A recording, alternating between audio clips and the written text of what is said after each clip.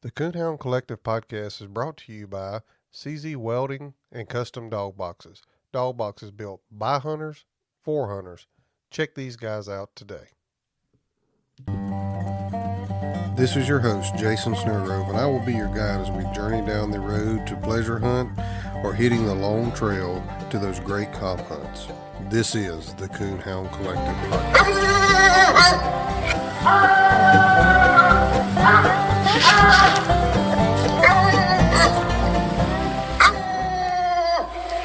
Mr. Peterson is a pretty busy guy, and you'll notice a audio change in this audio at about 8 or 10 minute mark right after an ad.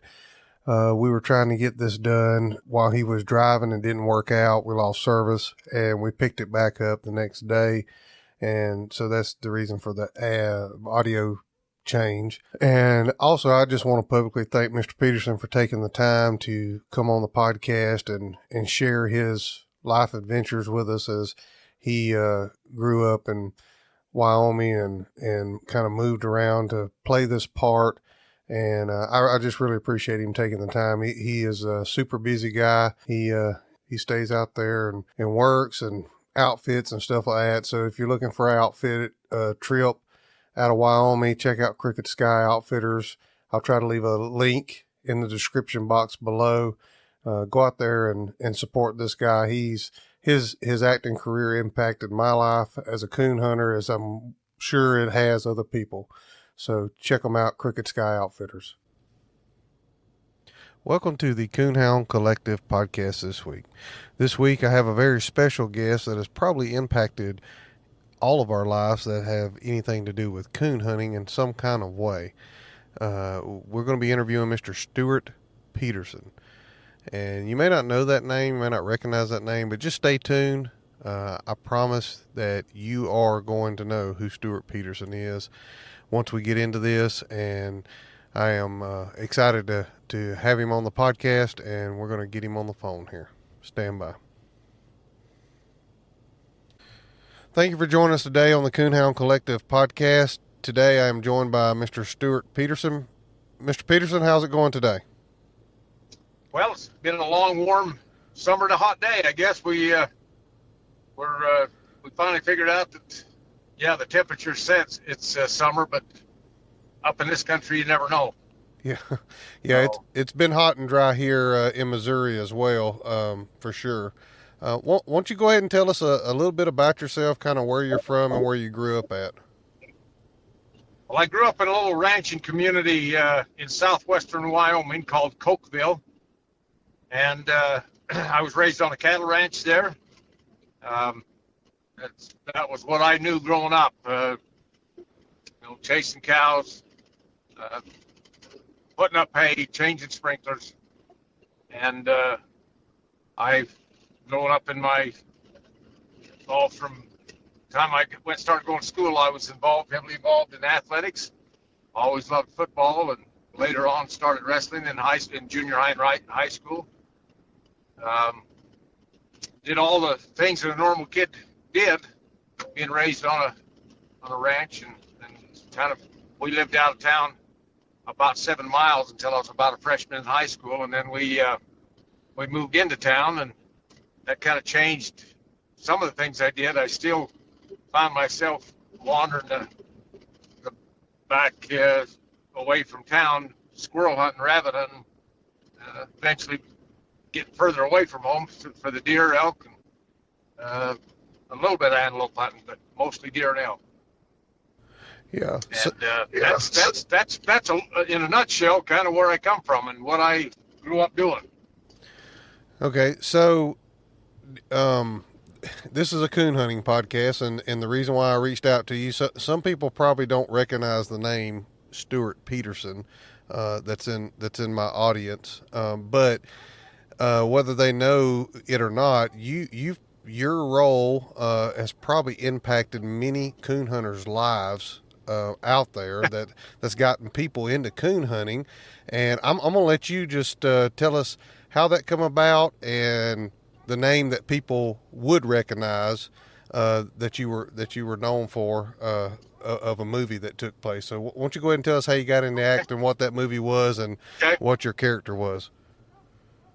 Well, for one thing, the way I got into acting was just to me, still kind of a fluke, and yet to me, somewhat of a hand of God above that would say, I've got to help this kid out. He's going to have some experiences that'll help him in his life, and so at the age of 13, my uncle was coming through town, and it was noised a little bit about in our community that he's going to be making a film based on the book Where the Red Fern Grows.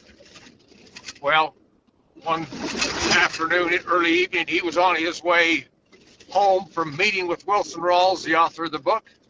He was passing through Cokeville, and as such, he said, maybe I better start looking for a lead boy to be in this film. And because I guess somehow he'd inquired from one of our fourth grade teacher there in Cokeville, who she could suggest, and she suggested a young man that was living there, and he was a friend of mine, and so he invited him over to meet him at my grandmother's house there or in other words, his mother's house there in Cokeville. I happened to be in town that afternoon, early evening, and I didn't think too much about it. I was just kind of hanging out, waiting for Mom and Dad to come and get me to take me back out south where we lived, about 7 miles. And after he got done having this young boy read for him, he invited me into my grandma's den there in her home. And I went in there. And initially, though, I said, "No, that's okay. I'm good right where I'm at. I wasn't comfortable doing that." He said, "It's not a big deal. It's just come in and read a couple lines out of a script." So I thought, well, I guess it's no harm, no foul. So I went in, I read for him. I thought, oh, so that's what a real script looks like. And I read a few lines for him, and got out of the room in a few minutes and thought, okay, well, that was kind of cool, but I had no aspirations or feelings that, yeah, I want to pursue this. So I didn't. I mean, I didn't inquire about it. Yeah, chance you'd let me know whether I got any, opportunity. That was nothing. He called, probably a good month later, and he said, and this was after school had let out now, and the summer was starting to kick in, and he said, "Hey, what would you think about coming down to Los Angeles and reading for the director that I've hired to do the film?"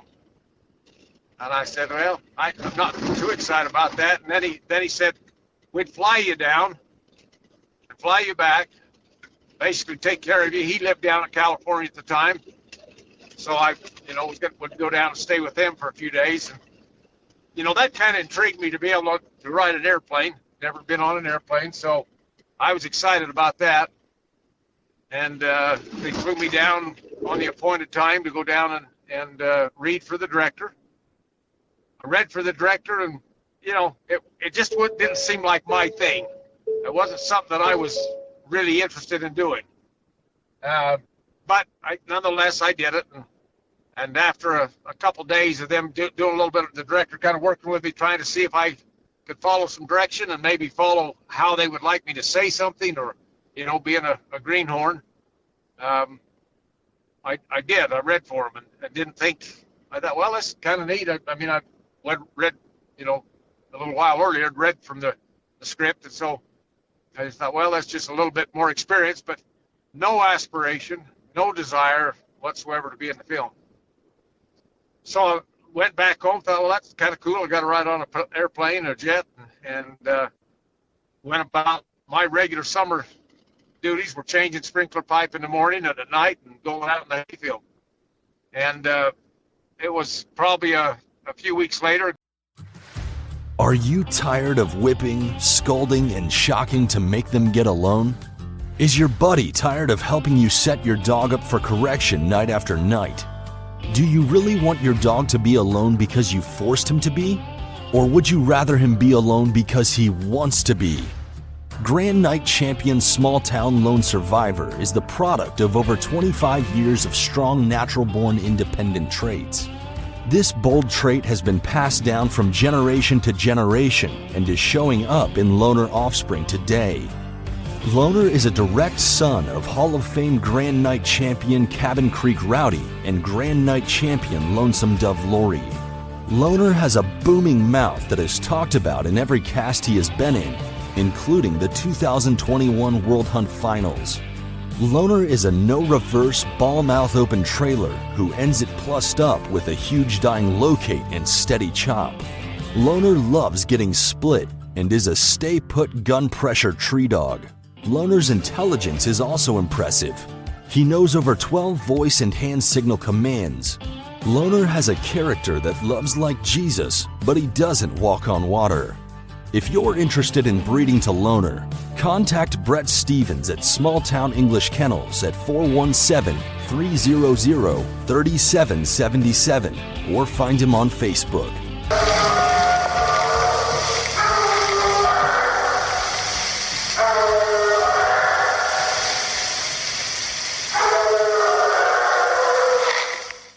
If you're interested in running a stud ad for your dog here on the Coonhound Collective podcast, reach out to us at thecoonhoundcollective@gmail.com. Send us a message through Facebook or Instagram, and we'll be glad to get with you to get you an ad built and get you pricing on all of our ads. When I'd received a call from my uncle shortly after doing the California screen test, well, I shouldn't say screen test, but reading for the director, that's when I received another call to go down to Brigham Young University there, where they have a film studio, and they asked if I'd do a screen test. They wanted me to see what I looked like on on film, and so I went down there reluctantly. With it being my uncle, obviously I wanted to try to please him, but I really had, again, no interest to pursue the film industry. But he was interested in trying to get this film and get it right, so he was pretty adamant about saying, hey, I just would like you to come and do these screen tests. So I agreed, went down to Brigham Young University there in Provo, Utah, about 3 hours from my home. And there I spent a couple days with an up-and-coming director who was in the film industry program down there that was trying to learn how to direct films. And he spent a couple days, probably frustrating days, with me, trying to get me pull out of me something that wasn't necessarily my desire to want to have pulled out. But nonetheless, I did the screen tests and went back home to my life there on the ranch, and everything seemed to be like I thought it should have been. Oh, well, I got my duty done, and now I'm home. But anyway, I ended up a few weeks later with another phone call, and they said, Stewart, we've got it narrowed down to about we've interviewed 600 other young men, and we want to have you come down. We've narrowed it down to 4. You're one of them. We'd like to do these screen tests down in Oklahoma. So they wanted to meet in Tulsa, Oklahoma, and at the university there, or Tulsa. I don't remember. I was just a kid. It was a college anyway, and they were going to do the same thing, do some more screen tests. This was a little different. I was looking forward to my last year of junior high football. I didn't want to miss that. So I really, really kind of drug my feet. And my older brother said, well, Stewart, you'll probably, they'll fly you down there. It's another free airplane ride. And you'll probably be back in a week or so. So it's, it's not like you're going to miss your season. You might miss a few weeks or a week of practice, but, made sense to me. So I took his advice and said, okay, I'll go down. But I went down kind of just with the attitude, this will be a fun little trip, but I'll be back. Well, when I got down there, that's when there was kind of a little bit of a switch that flipped. That not that I wanted to be in a film, but I wanted to win the part. I'm kind of a competitive person, and I wanted to win the part. I thought that's what that was all about. I saw these other young men, and good, good little guys, and as I thought maybe I was too. But I just wanted to make sure that at least if I won that, that meant that I was the winner.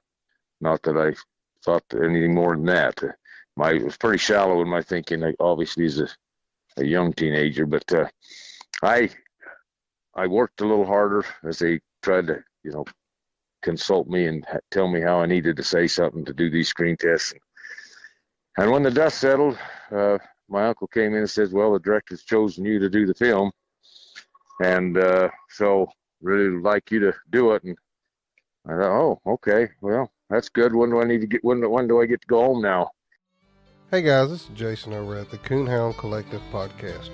Is your dog box starting to get wore? Maybe it's starting to get a little cracked like mine is.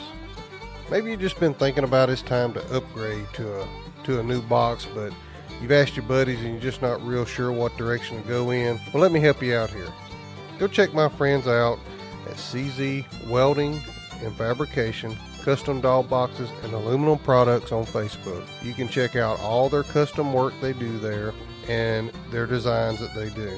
If you don't see something that you don't exactly like there, reach out to Nathan at 540-810-5439, 540-810-5439, or send him a message through the Facebook page. I bet he can fix you up. Don't wait till fall to get that new dog box. Go ahead, get that dog box now. Get you something looking good in the back of your truck that you can be proud of and that you can haul your dog around in comfort. Check my friends out at CZ Welding and Fabrication. You won't go wrong. Dog boxes built by hunters for hunters. Get yours today. CZ Welding and Fabrication. Well, he said we're going to start here in about a week and a half, so I'd like you just to stay down here and got to get to know the dogs, and I'd like you to start toughening up your feet, so you might just work on going barefoot here for the next little bit. Of course, I'm 13 at that point, fairly young, hadn't really been away from home much, and all of a sudden it kind of set in. I became pretty homesick about being that far away from my family. Dad was busy haying and mom busy with 5 other kids at home, and I felt like a pretty lone man on an island out there, and I was, just thought, what have I got myself into? This isn't what I had thought or imagined I'd ever be doing. But I guess I kind of tried to have a stiff upper lip, and I pushed ahead with a lot of encouragement from home, saying I could go ahead and do that. I could make it work, and so that was my start and introduction into the film business. And not something that I had ever had any aspirations or ideas that, that's what, when I grow up, that's what I want to do. Quite the opposite. I just thought that I love the country. Wouldn't have ever pictured myself hanging out in a big city, and in fact didn't end up out in a big city, because everything that I did was pretty much done out on location in Oklahoma, where the book takes its roots from. So that's kind of how I got into it, and then it kind of just went from there. My uncle had me do other films later on, usually about one a year there till I got out of high school, and that was just kind of what I experienced every year for a bit. Okay.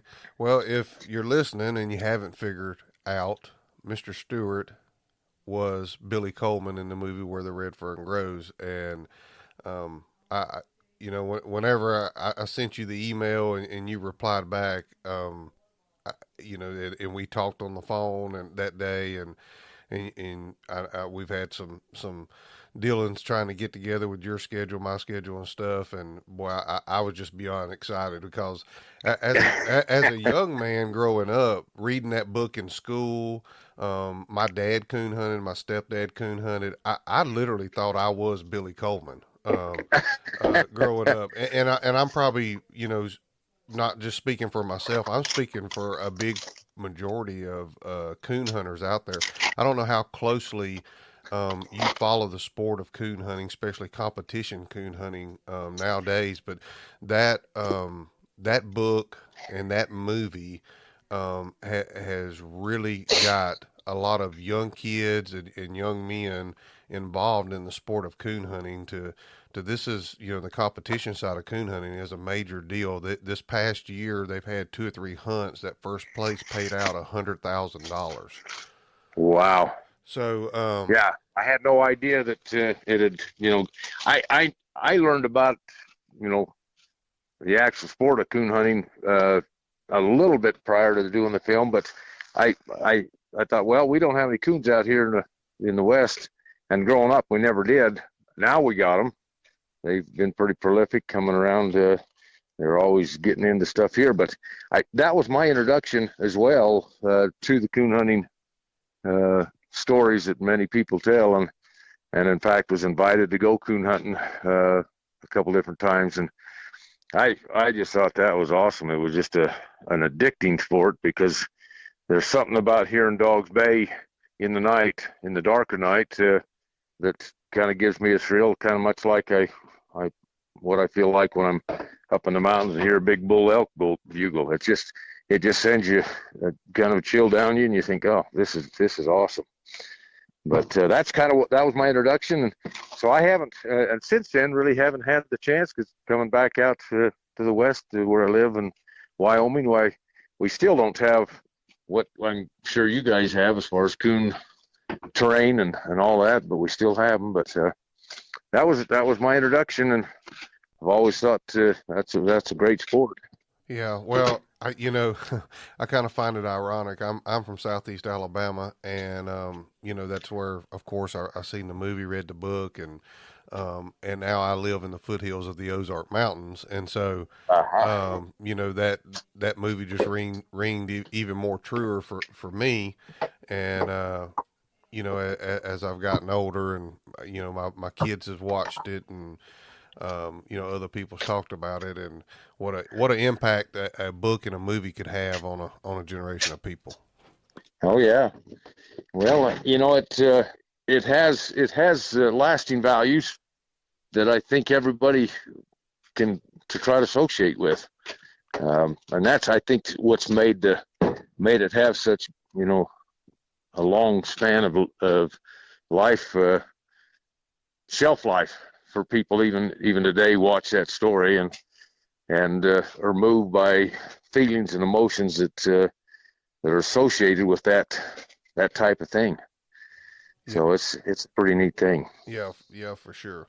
So as you get into this movie and y'all are getting ready for it, I assume that those dogs that you got to do some hunting with them prior to actually the filming, or how did that work? Well, they had several dogs to do the two parts. As I recall, they had something like 13 dogs. Why it was odd, because there was only the two main parts, but they had 13 dogs, and all of them had various uses during the course of making a film, because they had the puppies, and then they had the half-growns, and then they had, of course, the adult dogs, and they had more of the adult dogs, because that's what kind of gave them the ability to in different scenes have the skill sets that they'd been training these dogs to do. So I didn't get to hunt with those. Those were all just mostly the film dogs that obviously had the bloodlines to do what they the coon hunting stuff. But I was able to go with some locals out there in Tahlequah area to do that, but to do the hunting with their dogs. But these dogs were being trained and worked with, and they wanted me to get to know them, which I did. And as a young boy, that was kind of exciting. I always enjoyed animals. Coming from back in the West, why dogs are always pretty much on the loose. We never had a dog that was tied up or in a kennel, which those dogs had to be, because otherwise you just never knew where you're going to end up with finding a dog or getting a call saying, hey, your dog's clear over here on 5 miles away. And so it was different for me to see that type of pet, I guess you'd say. So I had to adjust my thinking a little bit about why and what.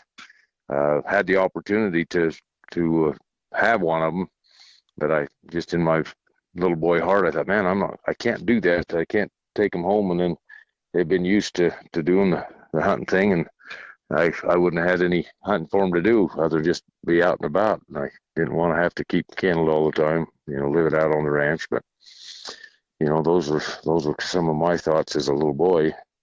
Excited about the idea, but it just didn't seem to pan out that that's what I needed to do, is have a dog come home and not have what it was bred to do.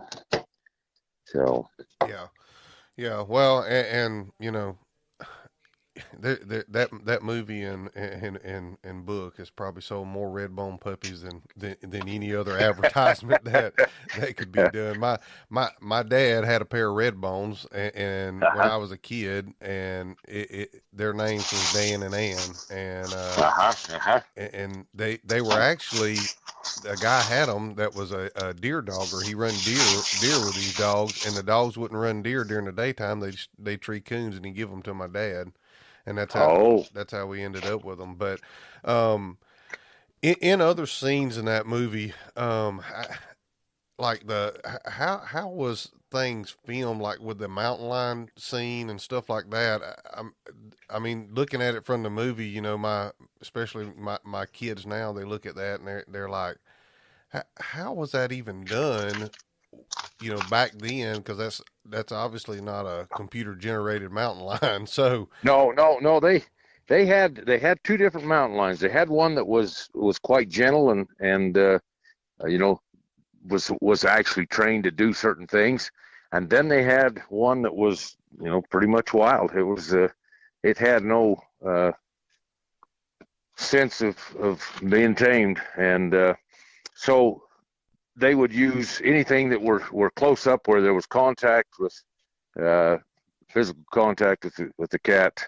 It was the tame one, and anything that was like associated with the dogs in the scenes with the dogs coming in, that was real life interaction there with the wildcat.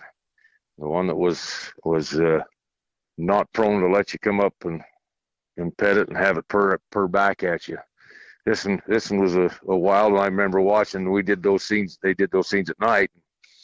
I thought, man, that's pretty cool. But what they in those particular scenes with the wild one, with the dogs coming in, and they had a really light cable that was strong enough to hold that cat tied on a cable, tied to that cat, and then the cable anchored. And they would, put the cat where the wild one where it needed to be with that cable, and of course the trainers had to be really careful. And then during the scenes when they turned the dogs loose, they had those dogs going in. I remember one where the cat latched onto that dog's head and wasn't letting go anytime soon. They had the trainers, and I thought, well, that's kind of neat. And see, they went in with the fire extinguisher and sprayed it on the cat and dog to try to let that cat release, and he did.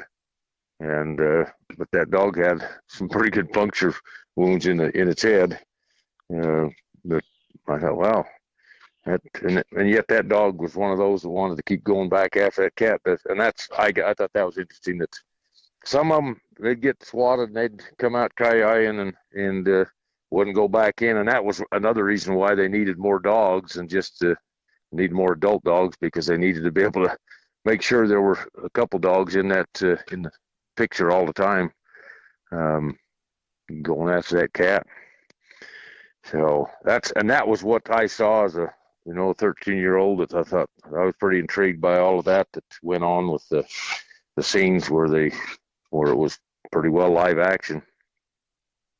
Yeah, well, yeah, I would say so. I would say that is live action, especially for a young kid to see that's not really probably been around that very much. But no, I don't think we could have gotten away with it today. There's too many many PETA lovers that don't understand, all of the controls that were put in place as well. Not that dogs didn't get hurt, because they did. I mean, that was just the nature of it. But that was kind of a cool thing to watch. Yeah. So earlier I talked about the impact the movie and the books had on coon hunters, would be back east from you. What kind of impact did the movie have on you as a young man in that time? Well, I think probably the thing that I look back on most about what kind of impact it had was the fact that I was away from home. I don't know about the storyline. I thought about it but that was kind of who I was anyway. I mean, I was out all the time hunting anything I could behind the house. There, we had nothing but rangeland. There was a rock ridge of rocks that ran a couple miles behind. That was right behind the house there, maybe a mile behind, and I went and I explored every, aspect of that little ridge, and often I found rock chucks. I found, rabbits in the process, badgers, just a small game. But that's where I kind of learned the kind of the hunting instincts that come when you do start hunting. And so for me, it was a pretty exciting thing to be raised with that, but then now be out and kind of, I guess you'd call faking it, but I was actually hunting again, but it was a different type of hunting. So, it impacted me from the standpoint of it put me out there by myself trying to do something away from home at that age, and also being very concerned about what my peers would be thinking or seeing and thinking about me. So I felt like I had to grow up just a little bit quicker than maybe I would have otherwise.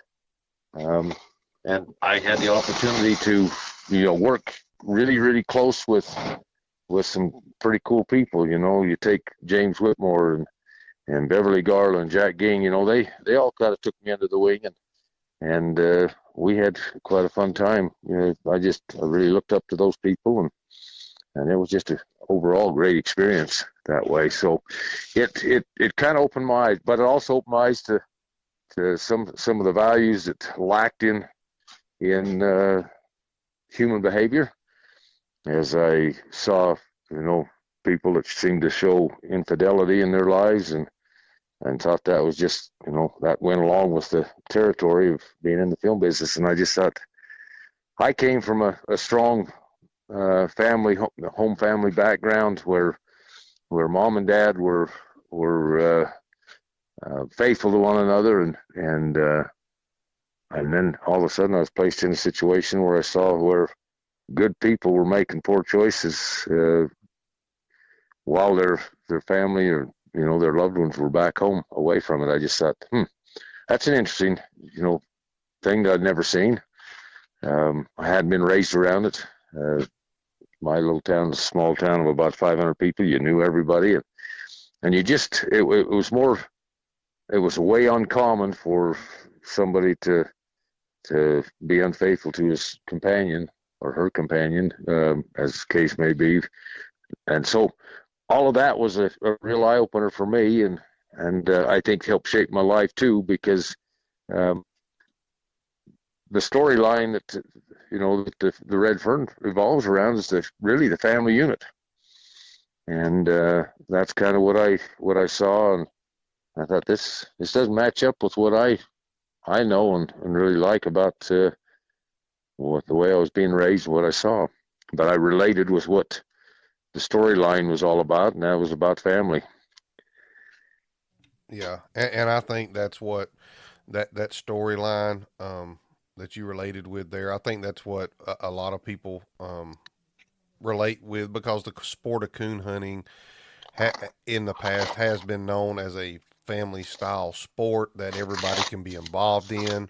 Yeah. It's that movie mainstreamed coon hunting at a small level then, but it has really become an impactful sport. With some of the monetary prizes you can win. Last night when we were talking, I had some phone issues and stuff. I was at a wild coon hunt right then last night when we were recording, and and we're hunting for money. He Yeah. wasn't hunting for big money, but those type hunts take place on a daily basis throughout the week. I could be to a Wow. hunt that pays money 4 to 5 days a week, driving within an hour, hour and a half from my house now. Oh, And wow. I can't imagine. you know that movie, I truly believe, helped set the stage for that to come about. You know, they were hide hunters that went out and harvested coons for their hide and sold their furs, and a lot of Yep. people Yep. paid money, you know, good money for that. And they made good money. A lot of people made their yearly earnings from that.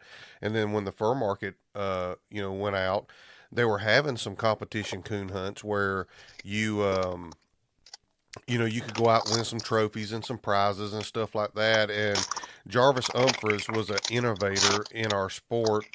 He created a kennel club. At the time, it was called PCA, Professional Coon Hunters Association. And the idea behind it was, hey, instead of hunting for trophies, we could hunt for money.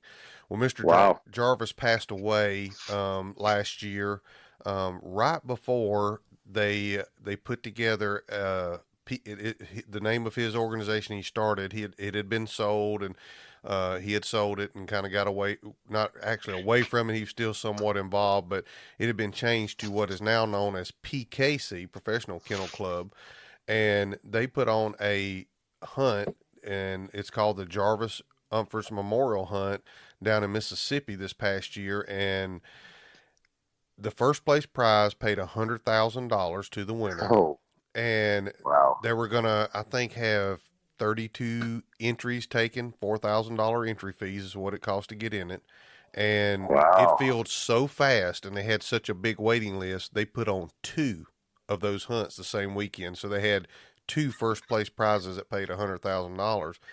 And coming from where that movie was in that time era of when that was, you know, done, and the mainstream that it put coon hunting out in the public eye, and so many people have watched it and been impacted by it, I truly believe that was the stepping stone to put coon hunting where it's at today. And literally, Ah, we've not even touched where it's going to stop. I mean, we're getting sponsorships involved. We got dog food companies sponsoring, you know, kennel clubs and hunts and stuff, hmm. and all that. To me, looking back, and when I talk to other people, and I've shared that I was going to be interviewing you with just a few people, you know, a lot of those people say that movie was the kind of the gateway, the opening up for the public eye for coon hunting to become mainstream.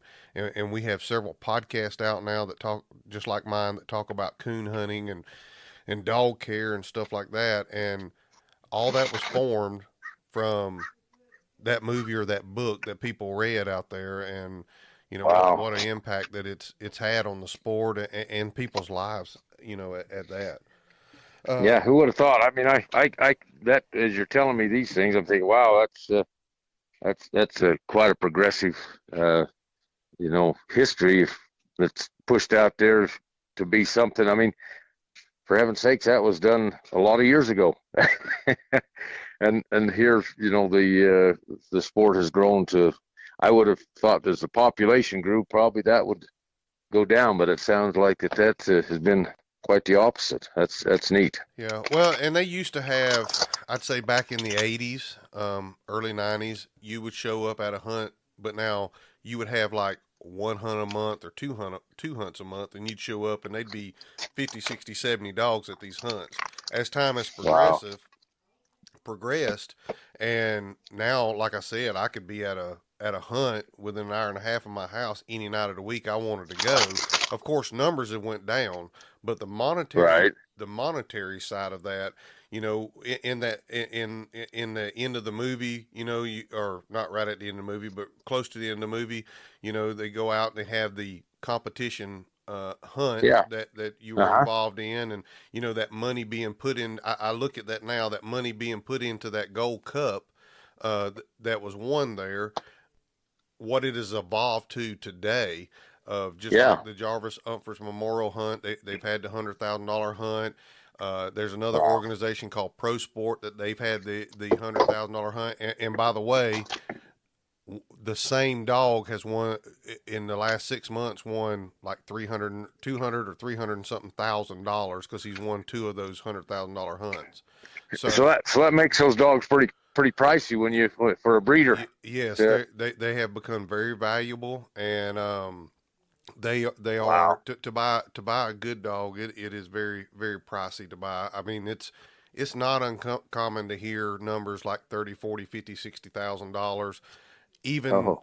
rumor it has it there's been a few six figures thrown around to buy a dog. So yeah, Oh. those dogs have become very valuable over the Yeah. time, and you know, in the stud dog world at one time, just male dogs that were being bred to select females really blew up and become a big deal.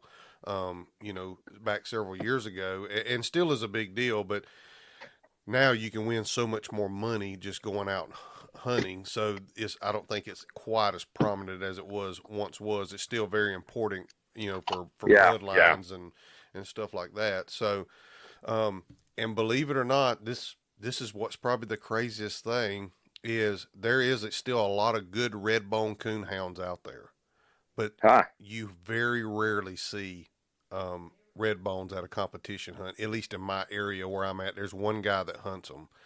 The tree and walker dog is the dominant dog, bar none, across the sport, across all kennel clubs. It is the dominant dog, and you know, if you show up at a hunt, you're going to draw out with mostly tree and walkers if you're hunting something different, and there may not be nothing there but tree and walkers if you're hunting something different in your dog. I mean, for the way that it's changed over the years, because you would think, because that, like I said, that movie has had a great impact on people and probably sold more red bone puppies than any other advertisement a red bone breeder could do.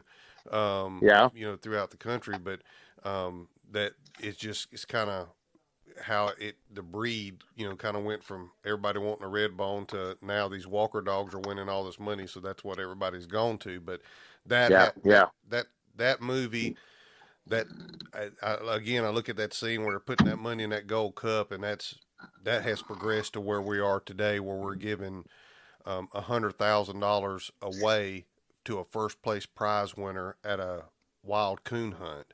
And So what seems to be the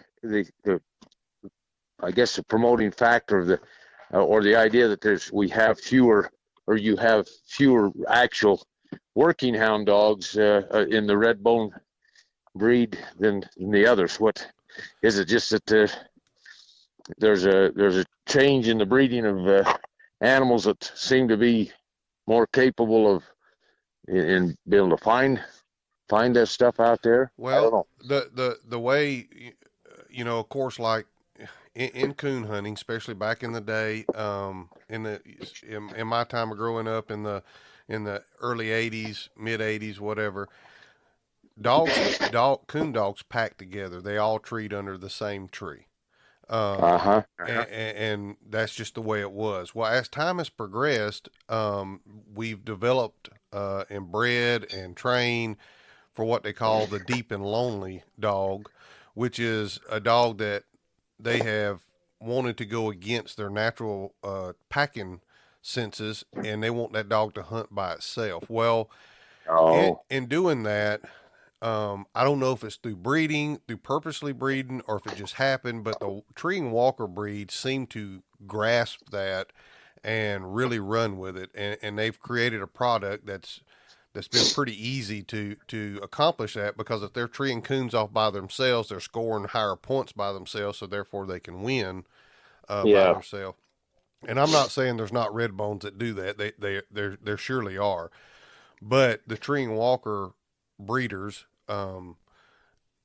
they you know, I guess they didn't allow jealousy in you know, between, or ego in between them, and they done what they had to do to breed dogs that would win. And you know, us other breeds, and I don't hunt a tree and walker. I hunt English and black and tans, and Mm-hmm. Mm-hmm. you know, us other breeders maybe have not went that far as Yeah. to trying to make that happen. And you know, some of us are still, a little bit older school where I'm out pleasure hunting. I don't mind a dog to pack. And me personally, I'm not a deep and lonely type guy because I think that's going to go by the wayside with family farms being sold off left and right. We're getting Right, smaller right. parcels of land to hunt, and you're not going to be able to hunt that dog that goes a mile before he trees a coon. You're going to have something that hunts from the truck, and a lot of them do hunt from the truck, but there's a big portion of them that they blow into country deep, and they're looking for a hot track to get treed quick, and Yeah. that's worked for them, and they've won. But and there's some spurts in some breeds: the red bone breed, the black and tan breed, the English breed, the plot breed, the American leopard hound. There's little spurts of dogs across the country that you'll say, oh, look at there, that dog made it to the final four. I got a buddy that, matter of fact, was at the coon hunt last night. His I think it's his son or nephew, hunted in the Oklahoma State Youth Championship this past weekend with a blue tick, and when they drawed out on the final cast, he was the only blue tick. There was three other Walker dogs, he took fourth place. So Oh my word. there's spurts of different breeds, that you'll see showed up, but the dominant breed is the tree and Walker breed for sure. And Wow. and like I said, they've just done a good job at producing a product that has been consistently winning. And people, that's what they're in it for, because furs, I mean, they're just not worth any money anymore, so people are not fur hunting anymore. Yeah, yeah. So, It's interesting. yeah. Interesting. So other than Where the Red Fern Grows, what other movies have you acted in? I did a film called Seven Alone. It's a storyline of people that were on their way to the fertile country of the Northwest in Washington. It was just it's a kind of a Western, but about a family that picked up and headed to the Northwest, and the challenges and trials that took place there as family members got sick, or in this case, the dad passed away, leaving the mother to try to manage getting out there on her own with the kids, and so that one came right after I'd done Redford, and then there was one called Against a Crooked Sky, which was about kind of takes place in the setting of the Utah desert, going back and in the early West, when it was still wild and Indians were being imposed upon by the white man going out there, and some of the challenges that provoked, and so that's kind of where I then I did one would have been, I guess, probably my last one of the last films I did. It was a storyline called Rivals. It was about a family that had gone that moved from Wyoming out to California after the dad had passed away, and went out there to try to be closer to some family, and it they talked about the adjustments that the young man had to make by being in that kind of a setting, going from the country to the big city. So those were kind of the I guess my childhood or youth films that I did. I did a couple other little things for it was an ABC after school special called The Skating Rink. About that time, about my senior year in high school, and then I've done a couple little tiny things for the LDS Church, which I'm a member of, and so that's been my career. I had other opportunity, but at some point I needed to really move on with what I was interested in for my life, and the film industry just didn't have that place in my life, so that's kind of where it went. Yeah, and that's where I was getting to, because I want you to have an opportunity here, and I know we're getting close to a deadline here where you're going to need to get on the road and get going. Yep. So Yep. I that's where I was headed to with this. I want you to tell about what you do now with Crooked Sky Okay. Outfitters. You know, Okay. if someone tell us about it, what all you hunt, what all you do, and then also if someone is interested in booking a outfitting trip, how they would get in touch with you. Okay.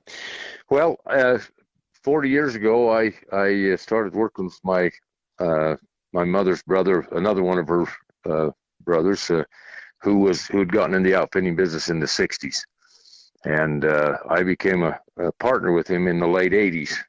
And at the time, we called it Crooked Sky Outfitters, and so that was the name we went under for many years. And then when my uncle got aging, he finally sold out to my son, my oldest son, and he became my partner there for a few years. But his ultimate goal and dream was to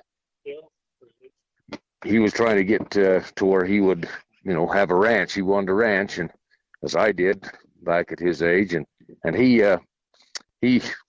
went and bought part of the family ranch, and that was how he was to try to get started. And to do that, he wanted to raise a little money, so he sold his portion to a partner of mine, a friend that I had become acquainted with, and he enjoyed it. In fact, he came up and guided for me for many years, Chad Martin, and so but when in the meantime, when my son became partner, he said, "Dad," he says, "I'd like to, kind of have this with me coming in, maybe change the name." And so we proposed a lot of names with my family, my kids, and Crooked Sky was one of them. And as they were thinking about the past of the film, and so that's how it got its name, that we carry it now. And then that's what for the last, well, like I say, I've been involved in this industry for about 40 years now, and love doing. We take people up fishing on summer pack trips, trail rides, letting them see the creation of God's hand, and so it's been a pretty fun thing to be involved in that way. I also, in the off season, I build custom homes, and that's what keeps me busy during the off time. But since we had Steve Ranella and his crew come out to hunt with us, why they were just awesome. They really kind of opened the door for us and made it to where we have just a bigger cross section of America, knowing who we are a little bit, and that's just been kind of a fun thing. And we just really appreciate the fact that Steve and Jonas were so gracious in their kind words about how we took care of them and what we did. But we hunt mostly deer, elk, and moose, if you can get a license. And we're here in southwestern Wyoming, in the Bridger Teton National Forest. We have a pack-in camp, and then we also have a camp we can drive to, but it's all horseback. So it's kind of a true western hunt, and that's what I do today. As we speak to now, I'm headed up with a pack trip. We've got a couple different families coming up, and we're going to take them up, and they're going to do some fishing. We do some pistol shooting. We do trail rides. We do fishing, and so we just have a good time doing that kind of stuff, and that's kind of what I love doing.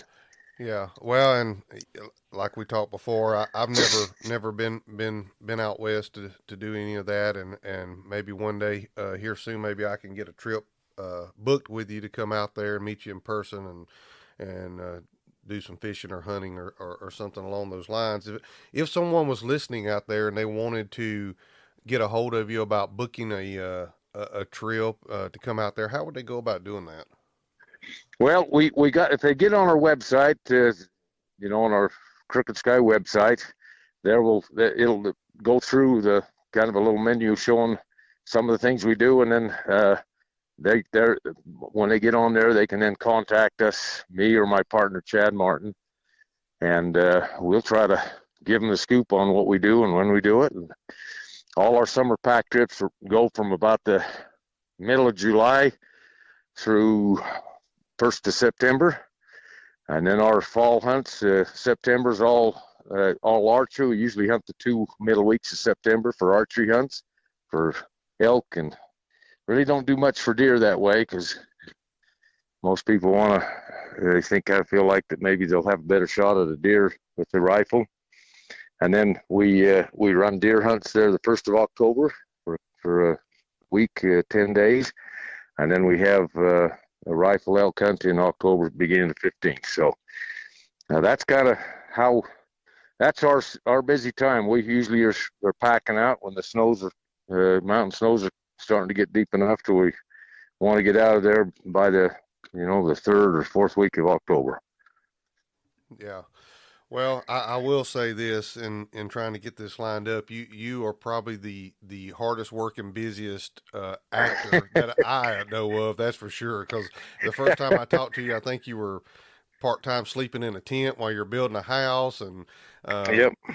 you several times we've talked and you've been sketching out stuff, and so I truly I don't know that you'll know how appreciative I am for you to carve out a little bit of time for us to get this episode shot and done, and I truly do appreciate it. And if you ever come out east towards Missouri, please give me a call. I'd love to meet up with you, and have you out here. That may very well could happen. My youngest daughter, I have 6 kids. I have 3 boys, 3 girls, and my youngest one got married here a little over a year ago, and it'll be 2 years actually now. Here's the end of the summer, but she married a young man from out there in Missouri. So I've been out there a few times, but on when they got married, we went out there for their reception, and that's beautiful country, and that would be fun thing to consider, knowing that I've got somebody out there might know a little bit anyway, Yeah. other than my son-in-law and my daughter. Well, by all means, give me a call. We'll get one of these old plug coon dogs I got out and we'll turn them loose so you can hear one go again. Yeah, that would be fun. That would be a thrill for me again. I did once, a couple times take some guys out here on a mountain lion hunt, which was run by dogs. And I had a good friend across the street that I hired him him and his dogs to come and help me run the cats, and that was just a thrill again to hear those things bay and carry on, and only we were doing it in the middle of the day and about 2 foot of snow, but nonetheless the thrill was still there to hear them work and do what they do. Yeah. Well, like I said, my door's always open. If you head out this way, you give me a call. I'll load some dogs and we'll go turn a dog loose, see if we can get a coon treat somewhere, and it would be an honor to have you along with me. So I appreciate you, and it's been an honor to visit with you. I've appreciated the hospitality and the gentlemanly way of the men that I've had a chance to associate with out in that neck of the woods, and it's I think we in the West could take a lot from you guys and run with it. Would make us better out here that way. So I appreciate you guys and your approach to other people, and we need a lot more of those people in our lives. Hey guys, Jason at the Coonhound Collective podcast. Today I'm here to talk to you about a benefit hunt that's coming up. The State of Missouri Coon Hunters Association is holding the annual Shriners Children's Hospital benefit hunt on September the 24th, 2022. This is a UKC sanctioned event. There will be a bench show and a night hunt. There will also be a auction on the grounds at 1 o'clock. For more information on that, you can go to the Shriners Children's Hospital Benefit Stud Dog Auction and more on Facebook and check it out. You can scroll down through there. The winner of the bench show is going to get a CZ custom dog box. The winner of the night hunt is going to get the same custom dog box. There's a dog box up for auction right now over there, and a ton of stud dogs. Really nice dogs. Be a good opportunity to reserve a breeding for one of these dogs. Get your name in there. Stay on top of it. Make sure you win it so you can get a good breeding for that good female that you got out there. And there's a ton more other prizes. There's puppies being given away, some young dogs that are being auctioned, a lot of good things. Coon hunters are coming together for a great cause here. Help us make this hunt a large hunt here in Missouri. Help us raise some money to give to the Shriners Hospital. These guys are excited. They're really on fire here to try to make this hunt big. They're making a push here to make it. So help these guys out to really make this hunt a big hunt. You can reach out to Larry Bourbon if you don't have Facebook, and his phone number is 636-388-5420. 636-388-5420, or you can also reach out to Colton Ingram and his phone number 636-249-3330, 636-249-3330. If you have something that you can auction off, get with these guys. They'll get it posted up on the page and get the auction running. Anything and everything. It doesn't have to be coon hunted related. Get it to them. Let's help these guys raise money for a great cause here. Coon hunters always come together to help other people. This is a great cause to help people. Let's help the State of Missouri Coon Hunter Association send a big check to the Shriners Hospital. Thanks.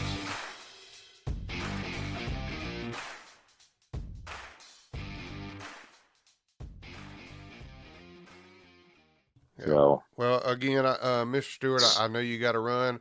I really appreciate you taking your time to be on the podcast today. And, and again, I don't know if you realize the impact that part you played so many years ago in that movie where the Red Fern Grows has had on other coon hunters. But on behalf of coon hunters out there, we all appreciate you pushing through and taking that leap of faith to take that part in that movie, because it truly has impacted a lot of coon hunters' lives. I can tell you that. I appreciate that, and I wish you well, Jason, in your endeavors. It sounds like you have at least an opportunity to have a positive impact on people's lives with what you're doing, and I hope that will carry on, because we need more of that in this world, that people being good to each other and being kind and being willing to help and lift. And I sense that from you. So I thank you for your time and just wish you well, much success, and hopefully our paths will cross again soon. Yeah, yes, sir.